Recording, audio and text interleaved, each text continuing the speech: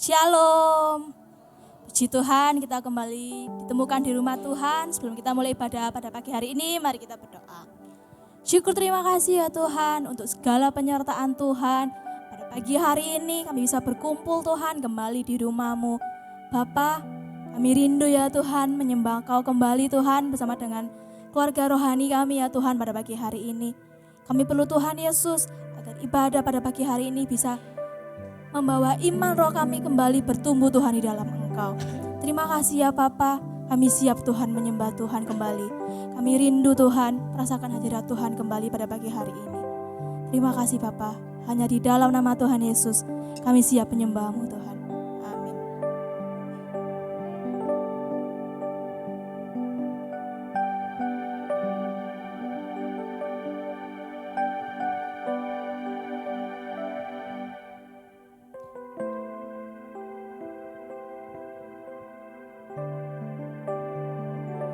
Engkau tahu di hatiku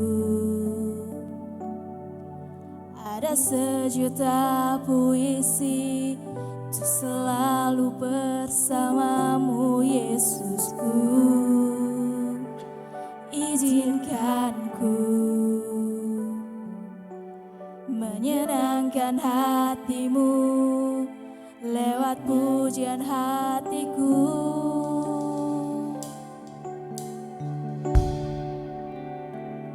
Engkau tahu di hatiku ada sejuta rindu untuk selalu bersamamu Yesusku. Izinkan ku menyenangkan hatimu lewat nyanyian hatiku.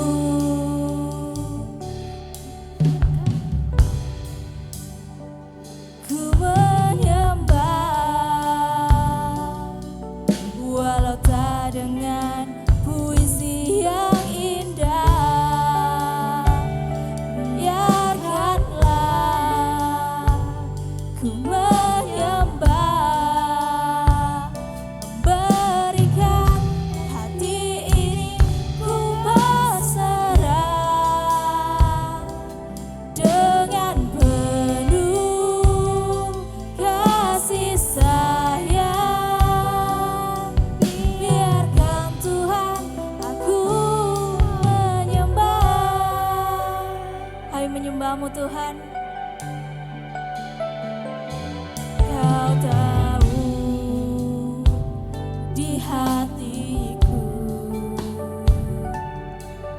ada sejuta rindu untuk selalu bersamamu Yesus. Izinkan kami Tuhan, izinkan ku menyenangkan hatimu lewat pujian hatiku. Biarkanlah ku menyembah walau tak dengan puisi yang indah. Biarkanlah ku menyembah, memberikan hati ini untuk berserah dengan penuh kasih sayang. Biarkan Tuhan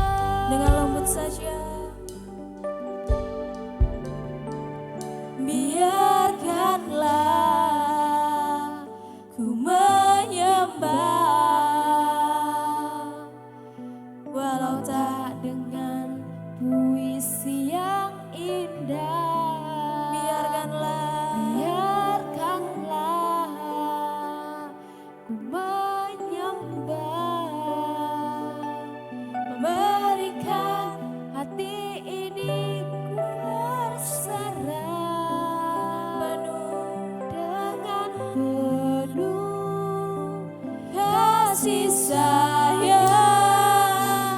Biarkan Tuhan aku menyembah. Biarkanlah ku menyembah. Walau tak dengan puisi yang indah. Biarkanlah ku menyembah, memberikan hati ini ku berserah dengan penuh kasih sayang. Biarkan Tuhan aku menyembah dengan penuh kasih sayang. Biarkan Tuhan aku sekali lagi dengan penuh kasih sayang. Biarkan Tuhan aku menyembah.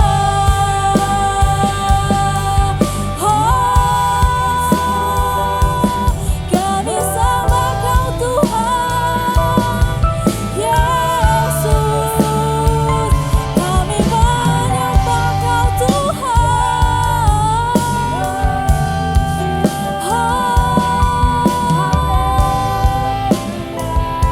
Kami sembah Kau Tuhan seumur hidupku, menyembah-Mu Yesus.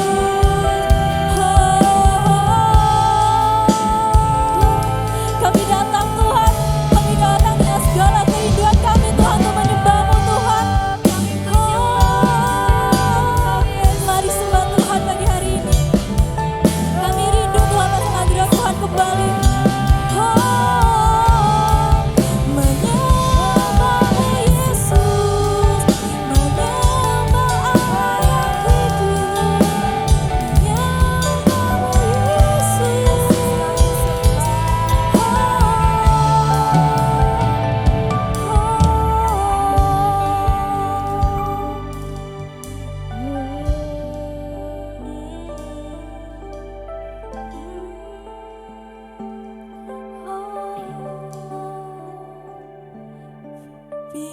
Biarkanlah ku menyembah,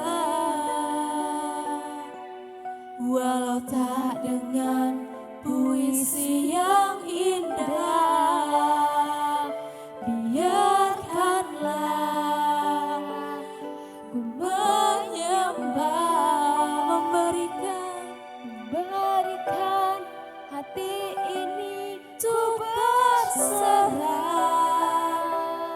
dengan penuh kasih sayang. Biarkan Tuhan aku menyembah. Sekali lagi biarkanlah. Kami datang untuk menyembah-Mu Tuhan. Walau tak dengan puisi yang indah. Biarkanlah ku menyembah, memberikan hati ini untuk berserah dengan penuh kasih sayang. Biarkan Tuhan aku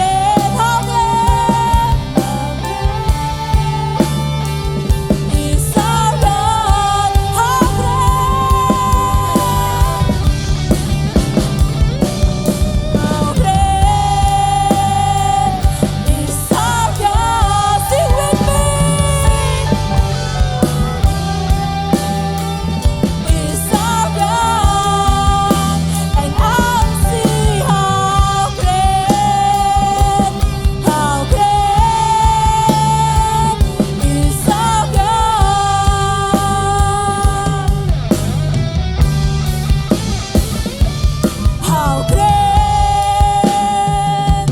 Sing with me. Is our God. I will see how great. How great is our God. How great. How great.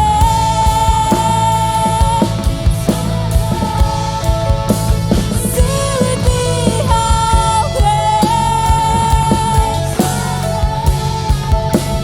I will sing how great, and I will see how great, how great, and I will see how great, how great is our God. Berikan selamat bagi Tuhan.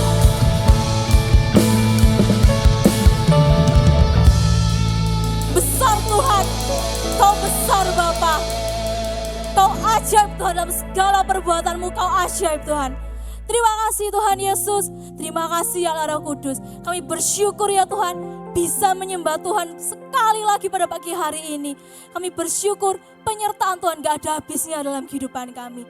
Kau baik Tuhan, Kau terlampau baik dalam kehidupan kami. Terima kasih Bapa. Kami akan lebih bersorak-sorak lagi ya Tuhan, menaikkan nama-Mu Tuhan. Karena kami begitu cinta Tuhan akan Kau. Terima kasih Bapa, hanya di dalam nama Tuhan Yesus kami siap menaikkan pujian bagi-Mu. Haleluya, amin.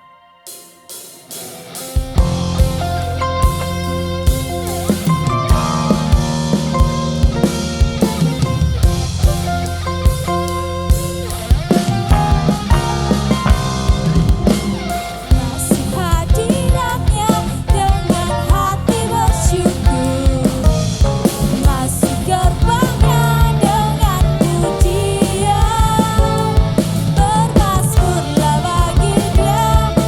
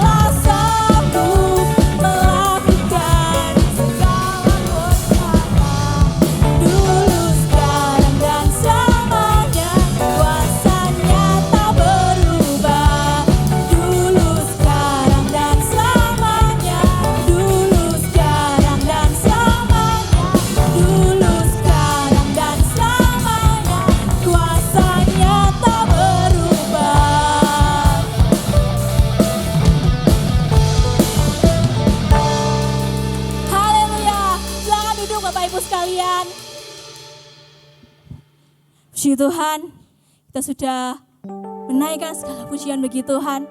Tiba saatnya kita akan duduk diam, mendengarkan isi dari kebaikan firman Tuhan yang akan kita dengar untuk memperkuat iman kita kembali pada pagi hari ini. Sebelumnya kita mempersiapkan diri kita untuk memberikan persembahan yang pertama.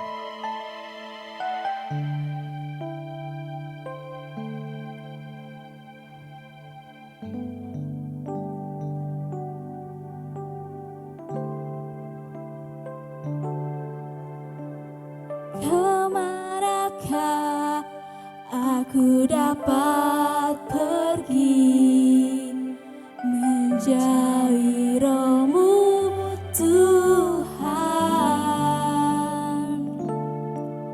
Ku berlari mendaki ke langit, namun Engkau ada di sana. Aku terbang dengan sayap fajar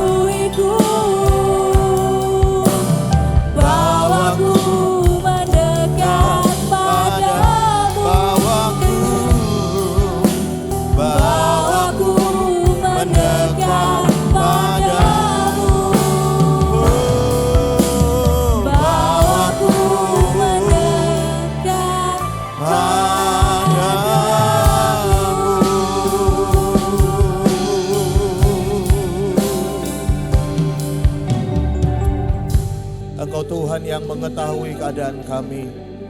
Tidak ada yang tersembunyi bagi Tuhan. Itulah sebabnya setiap kali kami datang, kami tahu bahwa kasih setiamu lah yang membuat kami diterima. Kasih sayangmu lah, anugerahmu yang membuat kami diterima di tempat ini pagi hari ini. Dan kami percaya anugerahmu juga yang menguduskan kami, sehingga kami dilayakkan untuk beribadah pagi hari ini. Bapa, sampaikan isi hatimu kepada kami. Roh Kudus menolong hamba-Mu biar hamba boleh menyampaikan kebenaran-Mu dengan cara yang sangat sederhana. Sehingga hidup kami diberkati, diubahkan, dipulihkan lewat kebenaran firman-Mu. Dan kami percaya Roh Kudus sendiri juga yang akan memberkati kami pada pagi hari ini. Terima kasih Bapa. Kami buka hati kami siapkan hidup kami diberkati Tuhan. Dan dalam nama Tuhan Yesus setiap kita yang siap diberkati firman Tuhan sama-sama katakan amin. Puji Tuhan, silakan duduk kembali saudara. Ya, shalom. Mari hari ini kita buka firman Tuhan sama-sama. Dalam Injil Yohanes pasal yang ke-6. Kita baca di ayat yang ke-10. Injil Yohanes pasal 6, kita baca ayat yang ke-10 mulai sampai dengan ayat yang ke-13. Ya. Firman Tuhan berbunyi demikian. Ya, kata Yesus, suruhlah orang-orang itu duduk, adapun di tempat itu banyak rumput, maka duduklah orang-orang itu kira-kira 5.000 laki-laki banyaknya. Kata lalu Yesus mengambil roti itu dan mengucap syukur dan membagi-bagikannya kepada mereka yang duduk di situ. Demikian juga dibuatnya dengan ikan-ikan itu sebanyak yang mereka kehendaki. Dan setelah mereka kenyang, ia berkata kepada murid-muridnya, kumpulkanlah potongan-potongan yang lebih supaya tidak ada yang terbuang. Maka mereka mengumpulkan dan mengisi 12 bakul penuh dengan potongan-potongan dari kelima roti jelai yang lebih setelah orang makan. Yang percaya firman Tuhan katakan amin. Nah, kalau saudara lihat kisah ini, kisah di mana Tuhan Yesus membuat mujizat dengan membuat 5 roti 2 ikan cukup untuk memberi makan 5.000 orang laki-laki, tidak termasuk perempuan, anak-anak, dengan makan sampai kenyang, ya. Dan yang luar biasanya lagi ayat 11 berkata, Tuhan itu membuat mujizat sebanyak, perhatikan ini, sebanyak yang bukan Tuhan kehendaki, tetapi sebanyak yang orang-orang itu yang hadir pada waktu itu kehendaki. Jadi dari ayat ini kita mengerti bahwa Tuhan kita itu bukan Tuhan yang pelit. Kok enggak ono sing amin? Bisa bilang amin. Kalau suamimu pelit, Tuhanmu tidak pelit. Ya. Kalau mungkin engkau berkata, Pak, bapakku itu dulu pelit, Pak, ya. Ya, tapi bapak kita di sorga tidak pelit. Ya, bosmu bisa pelit. Yang punya bos pelit, tolong jangan bilang amin. Khawatirnya bosmu ada di sini. Ya kan? Nah, bos kita bisa pelit, tapi Bapa di sorga tidak pernah pelit. Ya, dia nggak pernah ngukur-ngukur berkat, tapi dia justru berkata sebanyak yang mereka kehendaki. Itulah sebabnya kenapa Tuhan suruh kita berdoa supaya kita naikkan apa yang Anda kehendaki di hadapan Tuhan.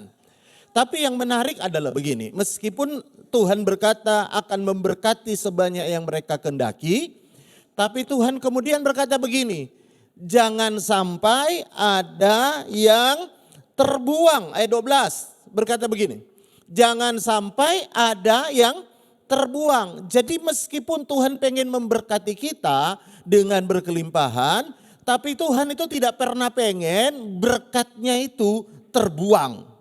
Ya, bisa bilang amin. Tuhan tidak pernah pengen apa yang Tuhan berikan kepada Anda menjadi sia-sia.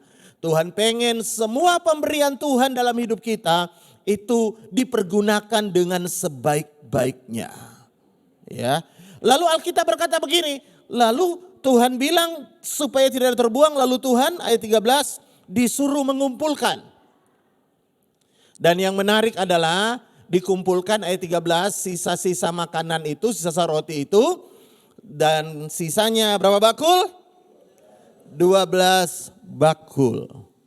Nah pertanyaannya begini, kenapa sisa 12 bakul? Kenapa enggak 15? Kenapa tidak 17? Ya. Kenapa tidak 20? Kenapa tidak 50 bakul sisanya? Ya. Kalau saudara lihat dulu sama-sama dengan saya, lihat dalam Matius 14 ayat 19. Lihat Matius 14 ayat 19. Kenapa tersisa 12 bakul? Nah lihat katakan, lalu disuruhnya orang banyak itu duduk di rumput. Ini kisah yang sama ya, tentang Yesus memberi makan 5 roti, 5.000 orang dengan 5 roti. Diambilnya 5 roti dan 2 ikan, Yesus menghadap ke langit dan mengucap berkat dan memecah-mecahkannya. Dan apa? Memberikannya kepada murid-muridnya, lalu murid-muridnya membagi-bagikannya kepada orang banyak. Ya. Jadi murid Tuhan Yesus ada berapa? 12. Ya. Dan mereka masing-masing disuruh Tuhan membagi-bagikan. Itulah sebabnya kenapa sisa 12 bakul? Karena yang membagi-bagikan juga cuma 12 orang dengan masing-masing 1 bakul. Ya.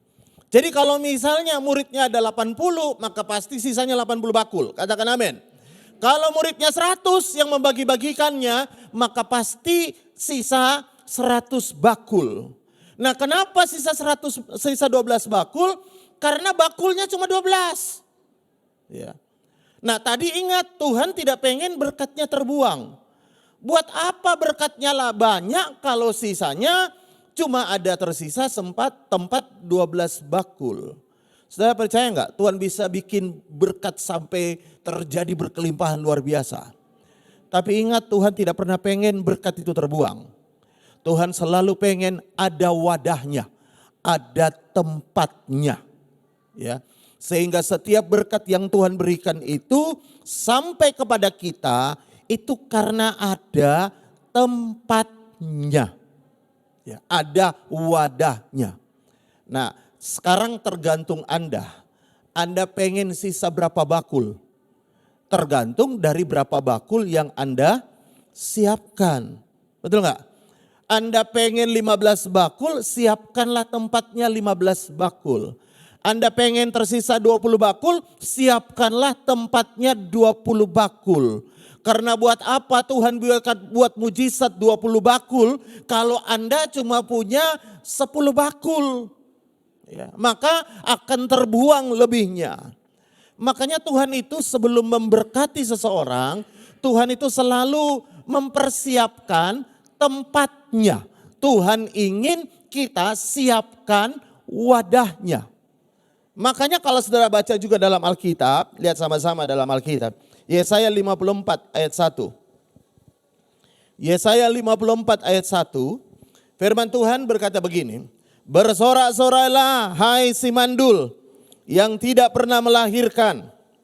Bergembiralah dengan bersorak-sorai dan memekiklah hai engkau yang tidak pernah menderita sakit bersalin.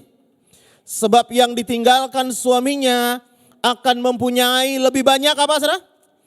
Anak daripada yang bersuami, firman Tuhan. Jadi Tuhan bilang kepada orang Israel, engkau yang mandul, engkau akan punya anak, engkau akan melahirkan anak. Ya, saya nggak tahu apa yang mandul dari hidupmu. Mungkin engkau berkata, Pak, istri saya nggak mandul, cuma pekerjaan saya yang mandul, ya kan? Artinya nggak ada hasilnya, Pak. Ya, Pak, usaha saya yang mandul, artinya tidak berbuah, Pak, nggak ada hasilnya, Pak. Nah Tuhan bilang ini yang akan Tuhan lakukan bagi apapun yang mandul dari hidup kita. Yang tidak menghasilkan. Tapi sebelumnya Tuhan bilang begini ayat 2. Ayat 2, lihat ayat 2. Tuhan bilang di ayat 2 begini. Lapangkanlah tempat kemahmu. Dan bentangkanlah tenda tempat kediamanmu. Baca sama-sama. Janganlah menghematnya. Panjangkanlah tali-tali kemahmu dan pancangkanlah kokoh patok-patokmu. Anaknya belum lahir, tapi Tuhan bilang, siapkan tempatnya. Bisa bilang amin. Siapkan kemahnya, bahkan perluas kemahnya. Kenapa? Karena lihat ayat 3. Ayat 3 Tuhan berkata begini. Ayat 3. Sebab engkau akan sudah atau belum? Belum, ya. Engkau akan mengembang ke kanan dan ke kiri. Keturunanmu akan memperoleh tempat bangsa-bangsa dan akan mendiami kota-kota sunyi. Artinya kota sunyi bakalan rame. Bisa bilang amin. Nah, perhatikan, Tuhan bernubuat yang mandul akan punya anak.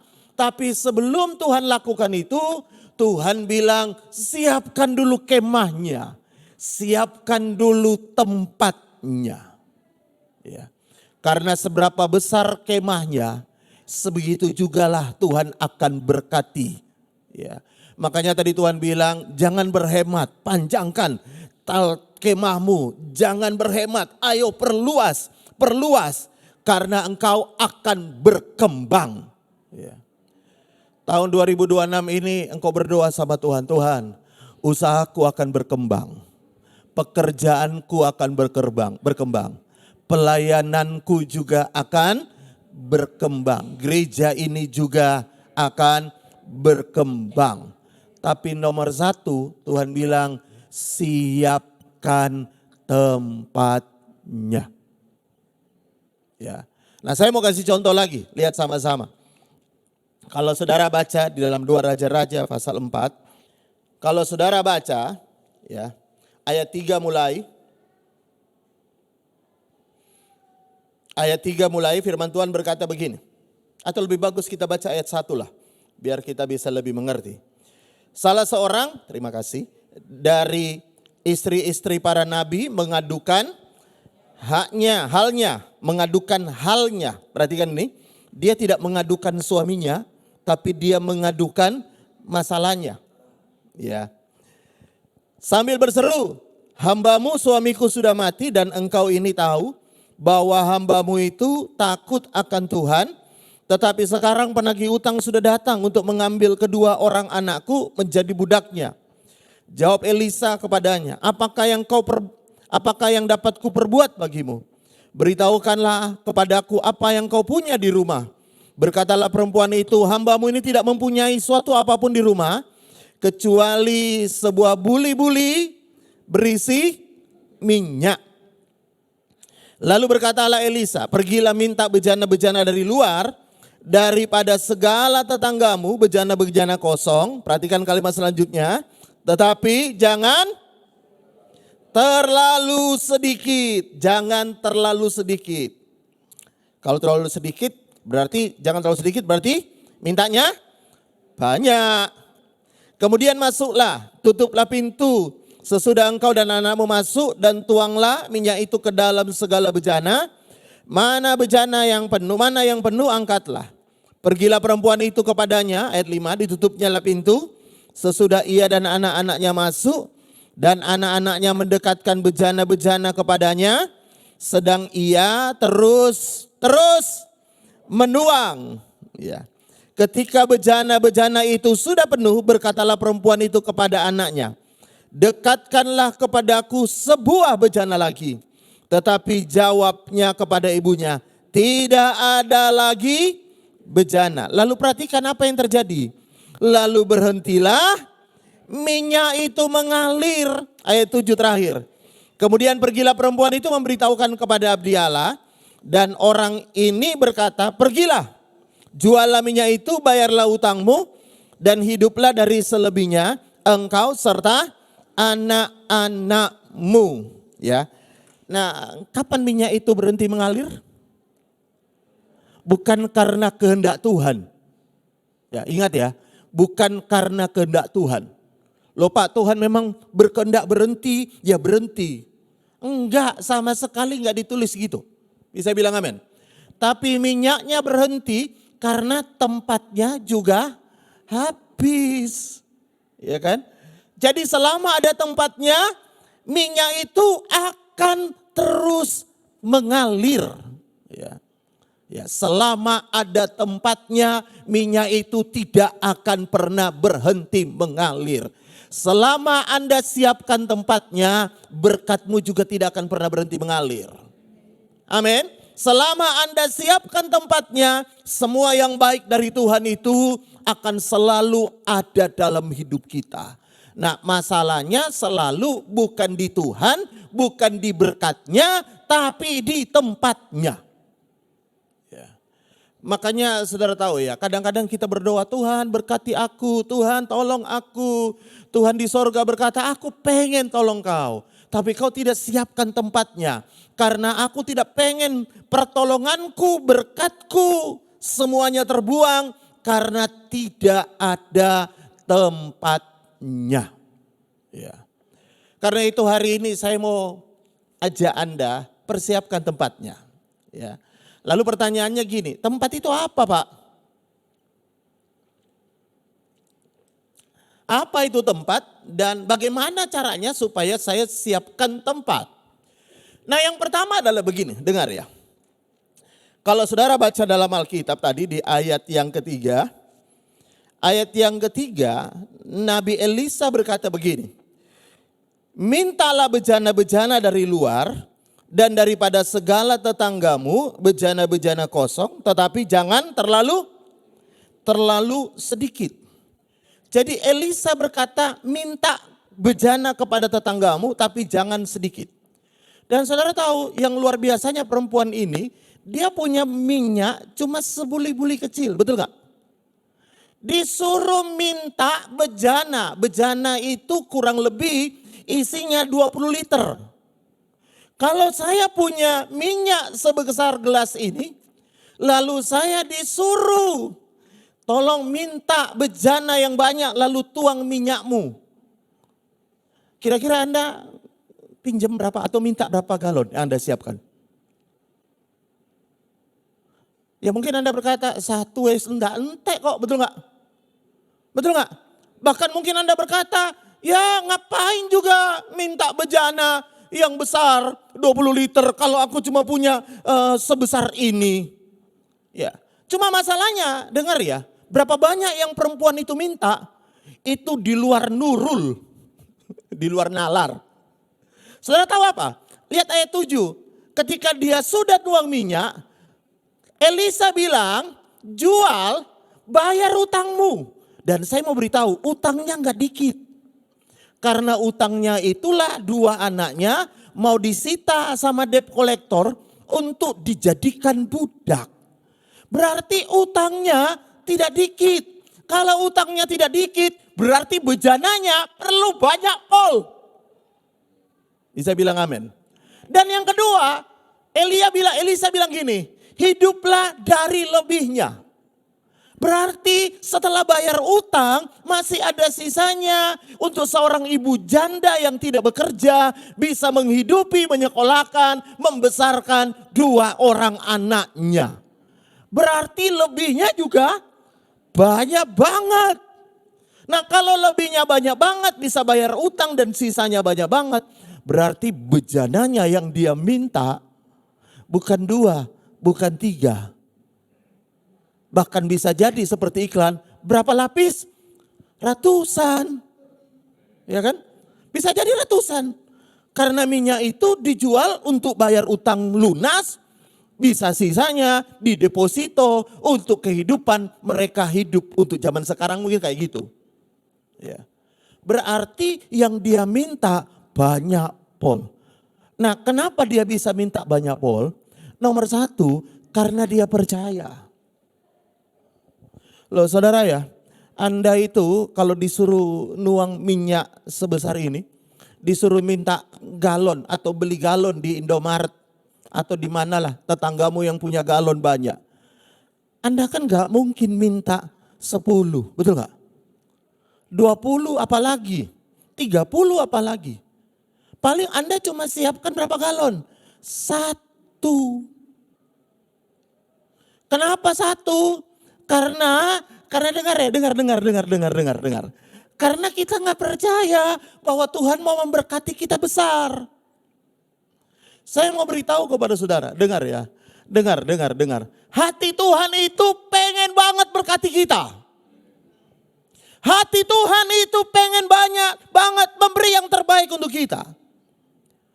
Tuhan berkata begini, kita Bapak yang jahat dan tidak sempurna aja bisa memberi yang terbaik untuk anak-anaknya. Apalagi Bapak di sorga. Masalahnya saya mau beritahu ya, dengar. Kita ini kalau bicara berkat itu kayak kita jadi pengemis saya di depan Tuhan. Saya mau beritahu saudara, dengar. Anda bukan pengemis, Anda anak. Kalau Anda anak, percayalah Bapamu di sorga mau memberkati engkau. Bagianmu hari ini kalau engkau percaya, siapkan tempatnya. Bisa bilang amin. Siapkan tempatnya. Siapkan tempatnya. Kenapa? Karena sesuai yang kau percayai, demikianlah juga yang akan terjadi kepadamu. Orang Kristen ini kadang-kadang saudara ya, saya mau beritahu. Dia lebih hati-hati dengan kelakuannya daripada hati-hati dengan apa yang dia percayai. Ya. Orang Kristen itu kadang-kadang lebih berhati-hati dengan apa yang dia lakukan daripada berhati-hati dengan apa yang dia percayai. Padahal Tuhan bilang begini, jadilah seperti yang kau percayai. Ya. Karena kalau engkau percaya dengan benar, akan selalu menghasilkan perbuatan dengan benar. Bisa bilang amin. Kalau engkau percaya dengan benar, perbuatannya juga pasti benar. Kadang orang perbuatannya benar, tapi percayanya enggak benar. Ya. Kemarin di ibadah pelayan-pelayan Tuhan di tempat kami, saya bilang begini sama jemaat yang melayani Tuhan di gereja kami. Saya bilang gini, saudara tahu ya, kadang kita orang Kristen itu percaya kalau bekerja dapat upah, betul enggak? Dari bos. Tapi satu yang orang Kristen gak percaya, kalau melayani Tuhan juga dapat upah. Betul gak? Makanya saudara lihat ya, Tuhan bilang kan begini, bekerjalah seperti untuk Tuhan, ya kan? Kolose 3 ayat 23, tolong ditujuin. Kolose 3 ayat 23, Tuhan berkata begini, lakukanlah segala sesuatu, ya. Apapun juga yang kau perbuat, perbuatlah dengan segenap hatimu seperti untuk Tuhan dan bukan untuk manusia. Ya. Nah banyak orang kalau bekerja ya seperti untuk Tuhan, tapi pelayanan seperti untuk manusia. Ya. Saudara tahu bedanya? Kalau untuk bekerja cari duit di luar, semangat Paul, betul gak? Tapi kalau untuk gereja aja pelayanan, mereka pikir datang ke tempat ini, buang-buang waktu. Masalahnya Anda gak percaya Tuhan ngasih upah orang yang sungguh-sungguh cari Tuhan. Ya. Anda cuma percaya Tuhan ngasih upah orang yang sungguh-sungguh bekerja. Padahal saudara saya mau tahu ya, saya beritahu saudara ya. Orang di pasar aja ngerti. Rezeki wes ono saya ngatur. Orang pasar loh. Dan mereka bukan Kristen kan, betul gak? Rezeki wes ono saya ngatur. Saya ngatur sopo? Gusti Allah. Kata mereka, betul gak? Lah Anda sendiri yang Kristen gak percaya berkat Tuhan yang ngatur. Makanya saudara tahu ya, kalau kita kerja gila-gilaan. Tapi kalau pelayanan santai.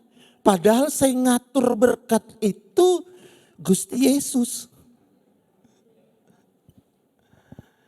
Makanya saya mau beritahu, yang perlu diperbaiki itu iman kita. Ya. Yang perlu diperbaiki itu, yang perlu kita perhatikan percaya kita. Ya. Saya full timer, saya gak punya kerjaan apa-apa. Saya 100% melayani Tuhan. Dan saya juga melayani Tuhan, dengar ya. Tapi saya bisa menkuliahkan anak saya dan ini sudah hampir kuliah. Dan salah satu anak saya ini bulan Maret mau ke Taiwan. Semuanya saya bisa lakukan. Padahal saya full timer. melayani Tuhan. Dan saya tidak pernah bisa bilang begini kan, Pak King undang saya 5 gratis 1. Seperti promo, betul gak? Gak bisa.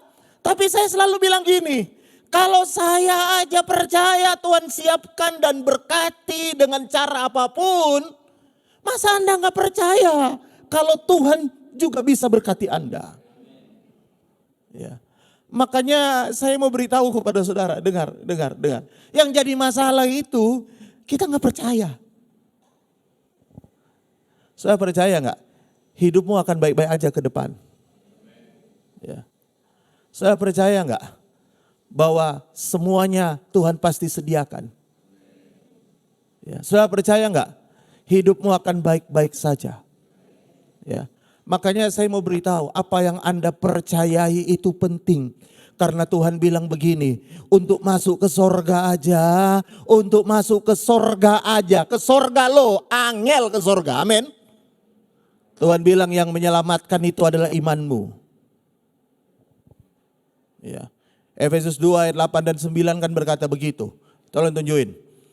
Efesus 2 ayat 8 9.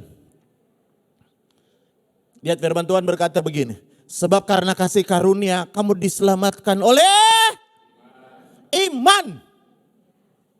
Saya mau tanya, cari duit dengan masuk surga angelan mana? Hah? Angelan mana? Cari duit, lebih angel. Saudara tahu kenapa kita merasa cari duit angel? Karena kita pernah gak duit, betul gak? Saudara tahu kenapa kita anggap surga gampang? Karena kita gak pernah masuk neraka. Coba kalau Anda masuk neraka, pernah sekali ya masuk neraka. Baru Anda rasa, waduh ternyata neraka gak enak, angel ya maksudnya.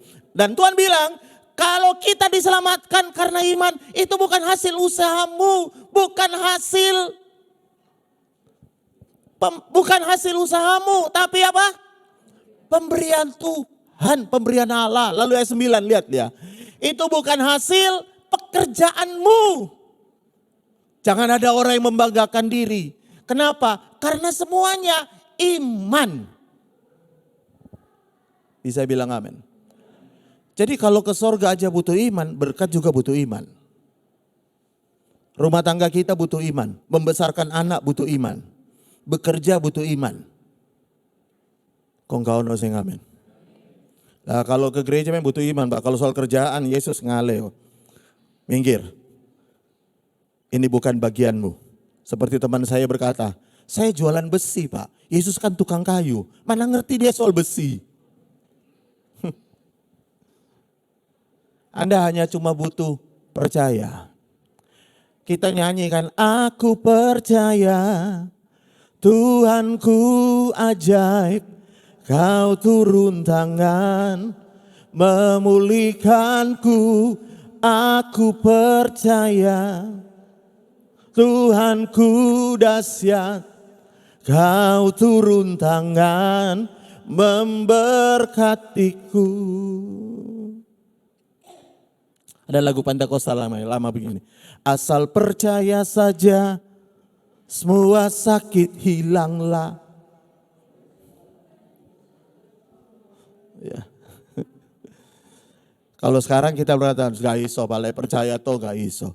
Loh saya mau beritahu, kalau percayamu benar, maka itu akan menggerakkan Anda. Bisa bilang amin. Kalau percayamu benar, orang otomatis akan bergerak. Makanya saya selalu percaya, kalau orang percaya anugerah dengan yang benar, maka orang itu gak mungkin malas-malasan. Ya. Kalau ada orang percaya anugerah jadi malas, yang dia percaya anugerah salah. Ya. Karena Paulus saja bilang begini kan, anugerah itu membuat aku semakin giat di dalam Tuhan. Ya. Makanya hari ini saudara harus percaya, percayamu itu adalah wadahmu. Bisa bilang amin. Percayamu itu adalah tempatmu. Seberapa besar yang kau percayai, maka itu juga yang akan terjadi dalam hidupmu. Baca Alkitab, Yesus berkali-kali ngomong, jadilah seperti yang kau percayai. Kalau kau percaya, ayo kumpulkan bejananya. Ya. Saudara tahu ya, kita bekerja bukan supaya diberkati Tuhan lalu kita bekerja. Kita bekerja karena kita percaya Tuhan akan berkati pekerjaanku. Bisa bilang amin. Makanya kan Tuhan selalu bilang gini, from glory to glory, dari kemuliaan kepada kemuliaan yang lebih besar. Makanya Tuhan juga bilang begini, kita ini lebih dari pemenang. Saudara tahu kenapa kita lebih dari pemenang? Karena kita tidak perang, kita mulainya dari kemenangan yang Yesus berikan. Ya, makanya kalau Anda percaya, maka hidupmu akan lihat banyak hal yang luar biasa. Itu yang pertama. Yang kedua, kita kembali ke 2 Raja-Raja 4 tadi. Ayat yang pertama berkata begini, salah seorang dari istri-istri para nabi mengadukan halnya. Yang dia adukan apa saudara? Masalahnya. Ya, saya mau tanya, kalau ibu-ibu tolong dijawab ya, ibu-ibu aja jawab. Kalau ibu-ibu punya suami yang mati ninggalin utang lalu anakmu akan disita oleh debt collector untuk bayar utang, saya mau tanya, yang Anda adukan itu suamimu atau masalahmu? Yang benar. Yang Anda adukan itu ke Tuhan masalahmu atau suamimu? Doamu gimana? Tuhan, suamiku gak kena emang guys. Bojo kayaknya ini wes, hidupnya aja bikin susah Tuhan. Apalagi matinya tambah bikin susah. Loh ibu-ibu kalau konseling ke pendeta tentang masalah keluarga, yang dikeluhkan, diadukan itu masalahnya atau bojone? Hah? Serius? Yang ada dua-duanya Pak. Tapi nomor satu yang Anda keluhkan pasti orangnya. Betul nggak? Betul nggak? Pasti orangnya, bukan masalahnya. Lah sekarang aja Anda keluhkan pemerintahnya atau masalahnya? Nah, pemerintahnya, bukan masalahnya. Nah, ibu janda ini sudah tahu ya. Dia tahu nggak siapa penyebab masalahnya? Dia tahu nggak? Tahu. Tapi dia datang ke Elisa, malah dia bisa ngomong begini. Hambamu suamiku itu adalah takut Tuhan. Ya. Elisa nggak ngomong begini. Lek bojomu takut Tuhan lah, kenapa masalahmu kayak gini? Dua utangnya saya kene ini, betul nggak? Nggak dibantah sama Elisa, nggak dibantah loh, betul nggak? Nggak dibantah. Tapi ini perempuan bilang begini, hambamu suamiku takut Tuhan. Loh kalau Anda jadi ibu itu, kira-kira masih bisa ngomong ke hamba Tuhan, suamimu takut Tuhan? Ada orang di sini? Masih bisa ngomong? Saya tahu masih bisa ngomong lek di gereja, amin. Kalau di luar belum tahu Pak. Saya mau beritahu nggak mungkin, betul nggak? Tapi perempuan ini bilang, hambamu suamiku takut Tuhan. Dan saudara tahu Elisa itu ngomong begini. Lihat Elisa ayat nomor 2, ayat 2. Ayat 2 Elisa ngomong gini. Nah, jawab Elisa kepadanya. Ya apa sih kok Isa utangi cek akeh nih? Coba cerita no, ya apa yuk? Duit ini berkawi apa Apa Anda baca ayatnya bunyi gitu? Elisa kepo. Sebentar, cooling down dulu, kita cari penyebab akar masalahnya. Enggak loh, enggak. Saudara tahu kenapa enggak? Elisa cuma langsung nanya, langsung fokus ke solusi. Karena perempuan itu mengadukan masalahnya, bukan orangnya. Yang dia adukan itu masalahnya. Makanya Elisa juga langsung fokus nyelesain masalahnya. Kenapa hidupmu ribet? Karena yang tiap hari kau adukan orangnya. Makanya Tuhan selalu datang. Lah orangnya ya apa? Udah berubah belum? Ya. Tapi kalau kau adukan masalahmu, yang Tuhan kerjakan, garap itu masalahmu. Ya. Kalau HP istrimu rusak, yang Anda kemana itu? Kalau HP istrimu misalnya rusak karena dia teledor lalu jatuh, Anda ke tukang servis, Saya mau tanya, Anda adukan istrimu atau Anda adukan HP-nya? Pak, ini Pak, HP saya, ini bojoku loh Pak. Saya jatuh nih, emang gak kena deh, teledor deh. Wah, apa Anda lakukan itu? Enggak. Tapi yang Anda adukan, tolong Pak, ini HP saya rusak. Ya, bahkan tukang servis pun gak perlu tahu kan, jatuhnya karena apa, rusaknya karena apa, dia gak perlu tahu. Betul gak? Langsung aja Pak, tolong diperbaiki. Nah, kalau Anda cangkruan di situ lalu Anda mulai cerita. Jadi begini ceritanya ya Pak ya. Di tukang servis Anda cerita. Itu kemarin hari apa itu ya? Saya lupa hari ini. Pokoknya kira-kira itu hari Senin apa Selasa itu loh Pak. Itu bocorku itu pergi keluar. Lalu dia bawa tas. Lah tasnya lupa di resleting itu loh Pak. Lalu jatuh HP-nya. Jatuh nih loh Pak. Dari lantai 2 loh Pak. Waduh, tambah kesuwen diperbaiki. Betul gak?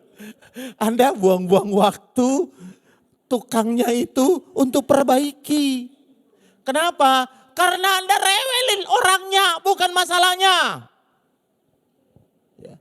Meskipun wanita itu tahu penyebab masalahnya itu bojone. Tapi dia gak pernah ngaduin. Saya tahu dalam hidup ini kadang-kadang ada orang nyusahin, katakan amin.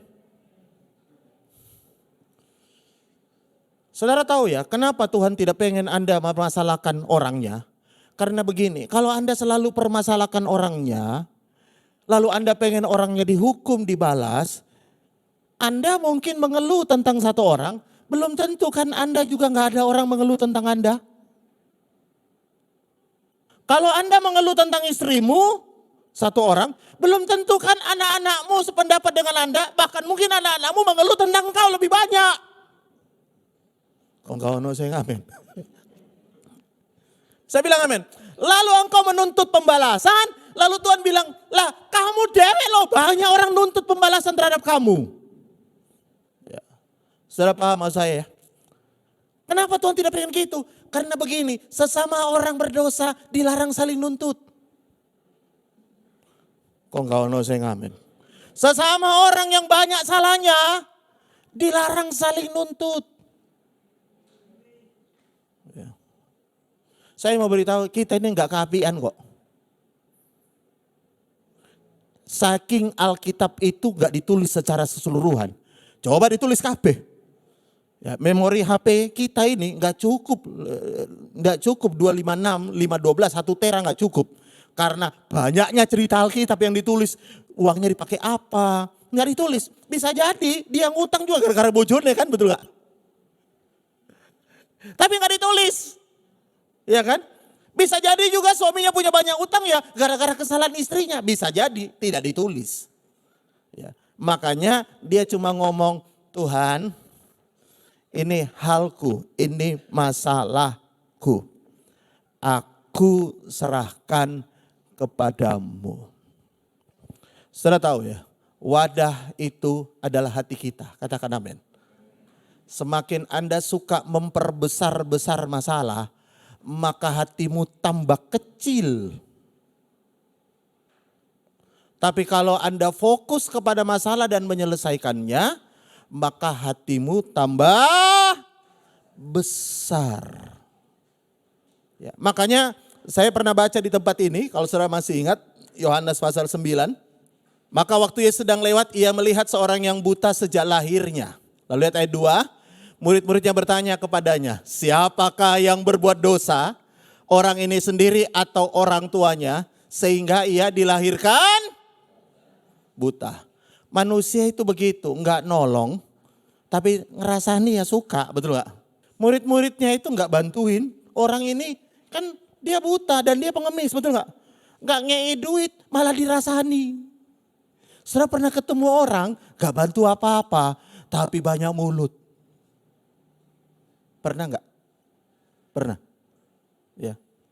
Gak nyumbang apa-apa, tapi banyak bacot. Ada enggak orang kayak gitu? Ada? Ada. Dia ngomong, siapa yang berbuat dosa? Lalu Yesus jawab begini, Lihat jawab Yesus. Lihat jawab Yesus. Ayat 3. Jawab Yesus.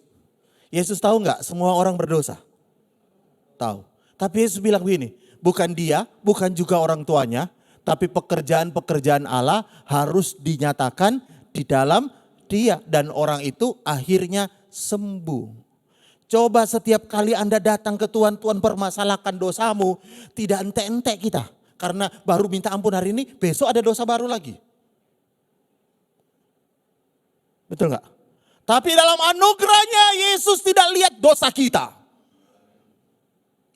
Dia lihat pekerjaan Tuhan yang akan Tuhan kerjakan dalam hidup kita. Makanya begini saudara ya. Kalau engkau sadar hidupmu karena anugerah, sudahlah lepaskan anugerah kepada orang lain. Saya pernah ingat ada seorang utang 10.000 talenta kan dalam Alkitab kan. Ya, dilepaskan Tuhan. Tapi temannya itu utang 100 talenta dicekik. Lalu Tuhan marah, lalu orang yang punya 10.000 talenta ini, 10.000 talenta itu 1 talenta sama dengan 6.000 dinar. Jadi kalau 10.000, 6.000 kali 6.000 kali 10.000. Sementara temannya cuma punya 100 dicekik. Dia permasalahkan. Lalu Tuhan bilang gini, utangnya yang banyak kembalikan ke dia, suruh dia bayar. Makanya saya mau beritahu kepada saudara, dengar. Kadang kita nggak ngerti cara kerja Tuhan. Tuhan itu tidak permasalahkan segala sesuatunya apa yang menjadi kesalahanmu. Katakan amin. Darah Yesus sudah menguduskan dan menyucikan kita. Nah, kalau Anda misalnya gini ya. Kalau misalnya Anda sudah dikuduskan Tuhan. Lalu Anda merasa masih berdosa lagi. Pertanyaannya yang salah apa? Mandinya nggak bersih, darah Yesus kurang bersih, atau Anda percaya darah Yesus sudah bersih menguduskan Anda? Ya. Kalau Anda percaya darah Yesus sudah menguduskan saya, makanya setiap kali Anda datang itu, Tuhan juga pengen Anda nggak perlu permasalahkan salahnya orang. Bisa bilang amin. Yang Anda harus lakukan yaitu datang kepada Tuhan. Dan Tuhan bilang begini, sudahlah aku gak permasalahkan semuanya. Yang aku hari ini pengen Tuhan selesaikan masalahku. Saya bisa dengar kata amin. Makanya kalau saudara baca, lihat dalam Ayub pasal 42. Ayat 9 lah, langsung kita baca ayat 9 dan 10. Lihat ayat 9. Maka pergilah Elifas orang Teman, Bildad orang Sua dan Sofar orang Naamah, ya. Lalu mereka melakukan seperti apa yang difirmankan Tuhan kepada mereka dan Tuhan menerima apa? Permintaan Ayub. Jadi mereka disuruh datang supaya Ayub mendoakan mereka. Nah, lalu ayat 10 dikatakan begini. Lalu Tuhan memulihkan keadaan Ayub setelah ia meminta doa untuk siapa? Untuk sahabat-sahabatnya. Dan Tuhan memberikan kepada Ayub berapa kali lipat? 2 kali lipat dari segala kepunyaannya dahulu. Jadi setelah Ayub berdoa untuk sahabatnya, teman-temannya ini. Nah saudara perlu tahu teman-temannya model kayak apa. Lihat dulu Ayub pasal 16, supaya saudara ngerti. Ayub pasal 16 ayat 1. Ini Ayub, teman-teman Ayub kayak apa, dan ini jawaban Ayub. Tetapi jawab Ayub menjawab ayat 2 ya. Ayat 2. Hal seperti itu telah acap kali aku dengar. Baca kalimat selanjutnya dengan tanda baca yang benar dan baik seturut dengan bahasa Indonesia yang benar. Baca sama-sama. 2, 3. Kurang menjiwai. Anggaplah seperti orang yang nyakitin hatimu, Anda ketemu, lalu Anda baca seperti Ayub. 2, 3. Nah, ini lebih bagus. Saya rasa Ayub itu ngomong ke temannya, dia ngomong gini. Weh, penghibur sialan kamu semua. Ini nada baca yang baik dan benar sesuai dengan kondisi hati. Saudara tahu kenapa? Karena pada waktu Ayub itu lagi sakit, teman-temannya selalu ngomong, kamu ini pasti ada dosa Ayub. Ingat Ayub itu ya waktu dia sakit, waktu dia melarat, teman-temannya selalu ngomong, pasti ada dosa yang kau sembunyikan. Makanya kamu kayak gini hidupmu, pasti karena ada dosa. Lalu Ayub bilang begini ayat 3, aku jadi kamu. Lihat, belum bisa kau omong kosong yang merangsang kau menyenggal. Ayat 4. Aku pun dapat bicara seperti kamu, sekiranya aku ada kamu di tempatku. Ya. Jadi dia juga bisa ngomong, kamu yang sakit aku bisa ngomong. Dosamu dosamu. Ya. Tapi dengar. Justru Tuhan marah bukan kepada Ayub, tapi kepada saudara-saudaranya. Kepada teman-temannya. Itu dilihat pasal 42. Lihat pasal 42. Setelah Tuhan mengucapkan firman kepada Ayub, maka firman Tuhan kepada Elifas seorang teman, murkaku menyala kepada engkau.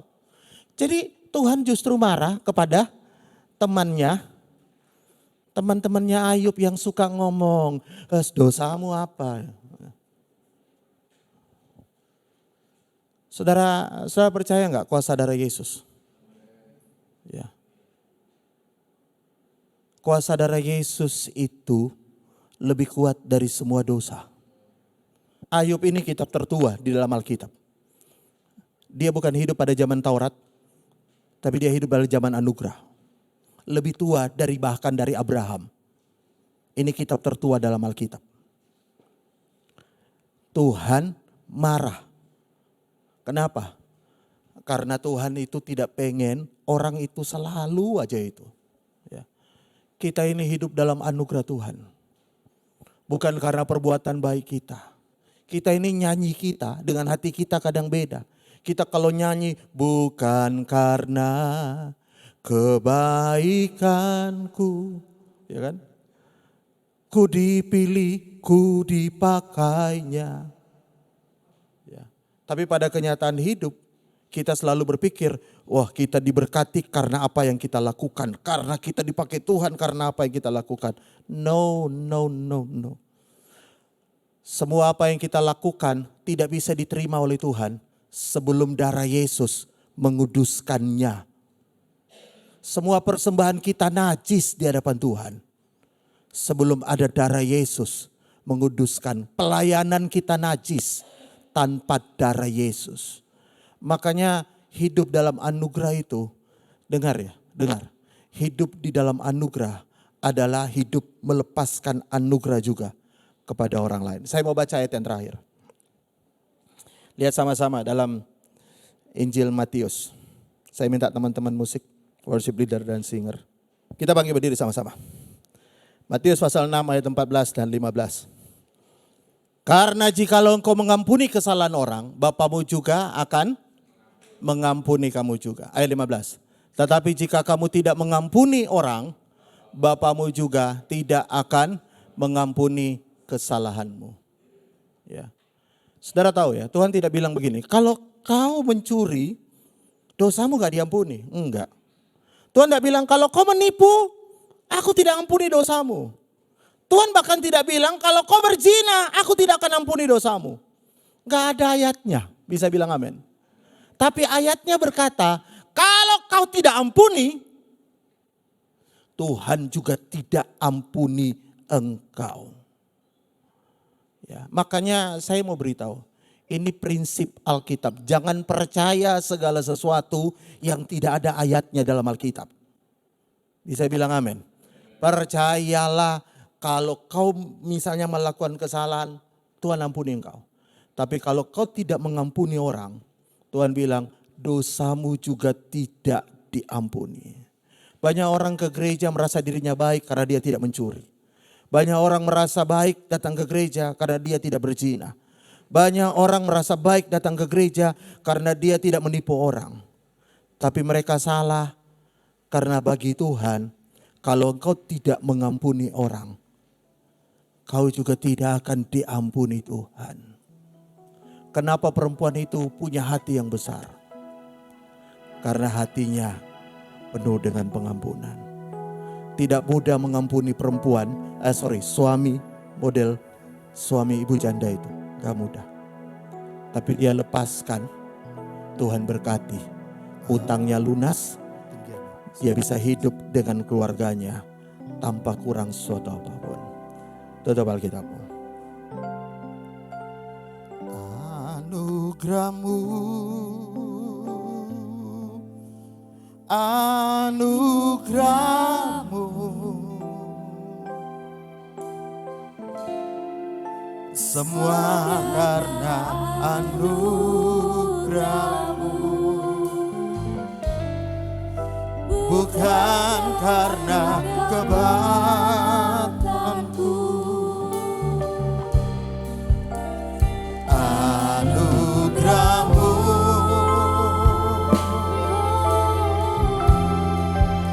anugerahmu, Tuhan,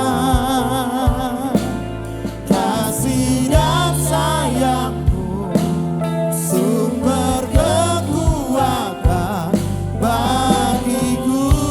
Lagi, anugerahmu Tuhan, anugerahmu, oh, anugerahmu, semua karena anugerahmu, bukan karena kekuatanku, Bukan karena kekuatanku, oh, anugerahmu, anugerahmu Tuhan, anugerahmu, Tuhan, kasih dan sayangmu, sumber kekuatan bagiku. dengar. Tuhan pengen Anda diberkati. Tuhan pengen menyediakan apa yang kau butuhkan. Tuhan pengen memulihkan ekonomimu. Tuhan pengen memulihkan keluargamu. Tuhan pengen memulihkan anak-anakmu. Bahkan Tuhan pengen memulihkan seluruh aspek hidup kita. Dia Bapa yang baik. Karena itu hari ini datang dengan iman dan percaya. Dan engkau bilang, Tuhan pasti mau menolong aku. Bukan karena kekuatanku, tapi karena aku percaya. Karena aku percaya. Seorang perempuan Sirofenisia tidak layak sekalipun untuk ditolong oleh Tuhan Yesus. Bahkan Tuhan berkata, anjing tidak layak mendapat roti. Tapi karena dia percaya, anugerah Tuhan turun menyembuhkan anaknya yang sakit. Kadang kita meragukan Tuhan, seolah-olah Tuhan jauh. Dengar, Tuhan mau menolong engkau. Yang hari ini Tuhan pengen lihat seberapa besar imanmu. Tuhan pengen lihat seberapa besar engkau percaya. Dan kalau engkau percaya, akan pasti menghasilkan perbuatan. Dan yang kedua, perempuan ini tidak bercerita tentang kekurangan suaminya. Dia tidak mengadukan bahkan suaminya. Dia tidak mengadukan apa yang suaminya sudah lakukan sehingga hidupnya menderita bertahun-tahun. Tapi justru dia mengadukan halnya. Dan Nabi Elisa pun tidak pernah menanyakan tentang suaminya. Tentang kesalahan suaminya berhutang begitu banyak. Elisa pun tidak menanyakannya. Elisa hanya fokus bagaimana menyelesaikan masalah perempuan itu. Karena perempuan itu datang pun fokus untuk menyelesaikan masalahnya. Hatinya sudah cukup besar dan berkata, aku tidak ingat lagi kesalahan suamiku. Seperti halnya Ayub diberkati 2 kali lipat setelah berdoa untuk sahabat-sahabatnya. Hari ini buka tanganmu, sama-sama sembah Tuhan. Sembah Tuhan, sembah Tuhan. Tuhan pengen engkau memperluas tempatmu, hatimu diperluas. Oh, sembah Tuhan, sembah Tuhan, sembah Tuhan, sembah. Haleluya. Sembah Tuhan. Kami Sembah Tuhan. Sembah Tuhan. Haleluya. Sembah Tuhan. Sembah.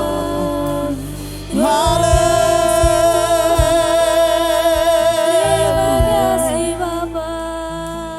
Haleluya. Terima kasih Tuhan. Haleluya. Terima kasih ya. Kau baik. Yesus. Kau setia.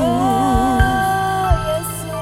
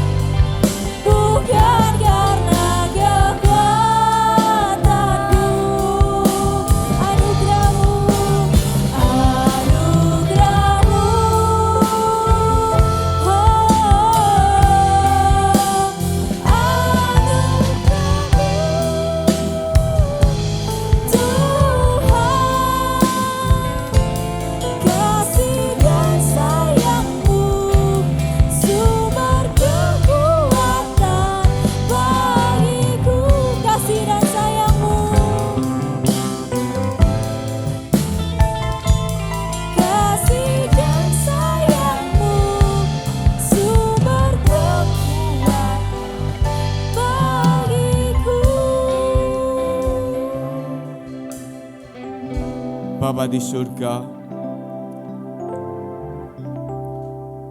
hanya kasih dan sayang-Mu Tuhan,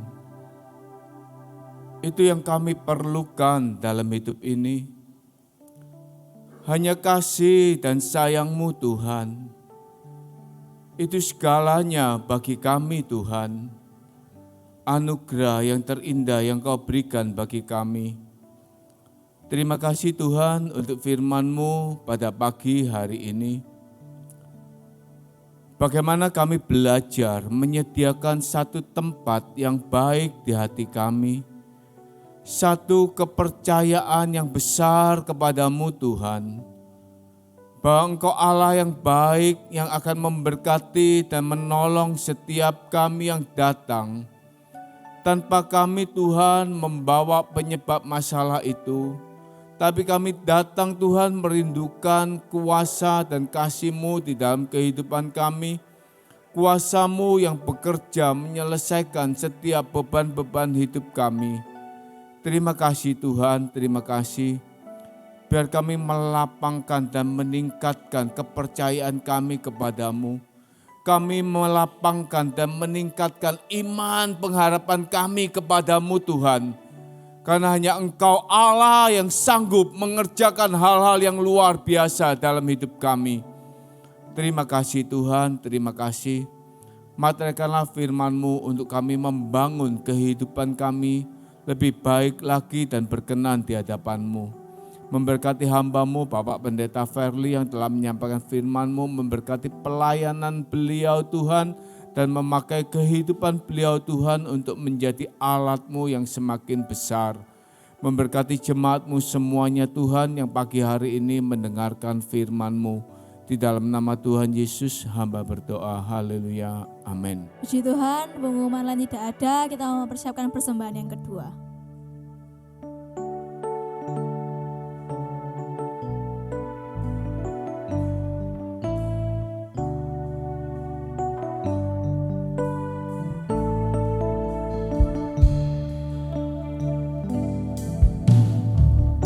Jalanmu tak terselami oleh setiap hati kami. Namun satu hal ku percaya,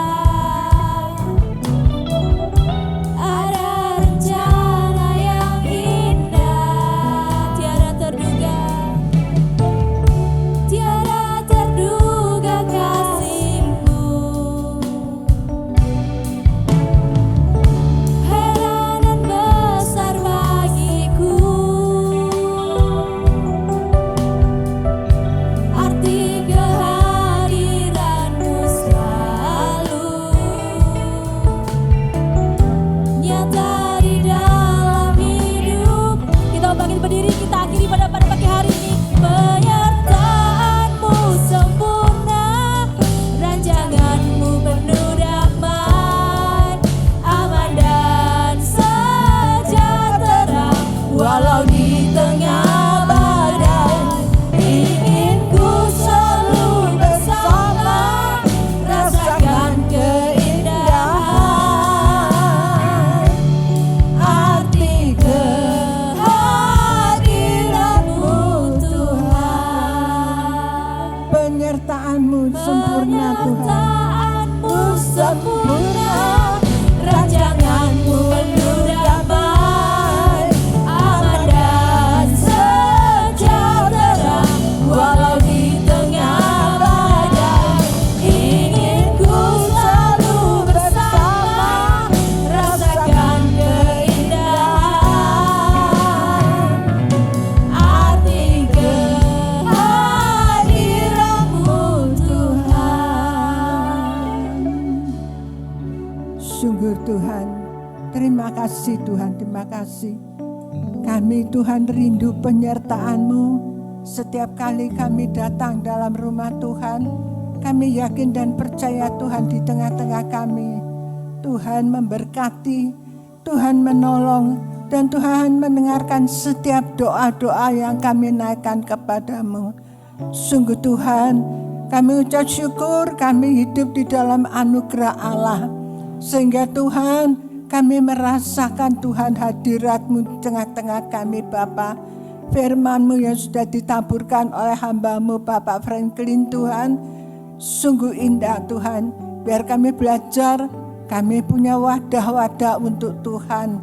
Dan Tuhan, biar senantiasa Tuhan firman-Mu lekat dan tertanam di hati kami, di hati seluruh jemaat-Mu, supaya jemaat-Mu pulang tidak sia-sia, tapi firman-Mu sungguh-sungguh Tuhan, kami bawa pulang, kami renungkan dan kami lakukan.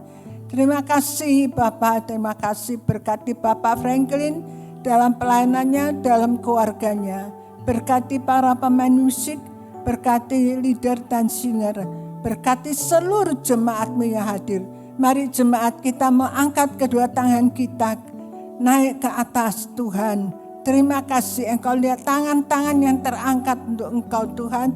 Engkau berkati seluruh jemaat-Mu, jemaat yang dikasihi Tuhan. Bila kami sungguh-sungguh Tuhan datang kepada Tuhan dan mengharapkan segala berkat-berkat-Mu Tuhan, maka tidak sia-sia Engkau datang Tuhan. Engkau datang Tuhan dan pulang membawa berkat dari Allah. Diberkatilah keluarga-Mu, diberkatilah usaha pekerjaan-Mu, diberkatilah kesehatan-Mu, diberkati dimanapun Engkau berada. Tuhan, Engkau akan terus naik dan bukan turun. Terima kasih Bapa. Mari jemaat yang dikasihi Tuhan, kita akan pulang dengan membawa damai sejahtera dari Allah Bapa, cinta kasih pemeliharaan Tuhan Yesus, persekutuan dalam kuat kuasa Roh Kudus ada menyertai kita semuanya dalam berkat nama Tuhan Yesus Kristus Yang percaya katakan amin.